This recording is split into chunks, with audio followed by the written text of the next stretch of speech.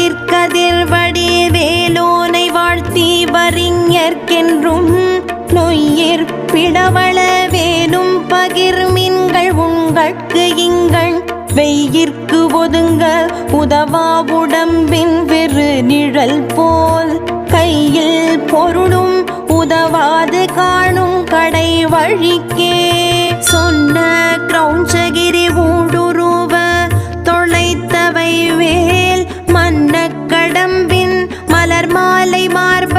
மௌனத்தை உற்று நின்னை உணர்ந்துணர்ந்து எல்லாம் ஒருங்கிய நிற்குணம் பூண்டு என்னை மறந்தே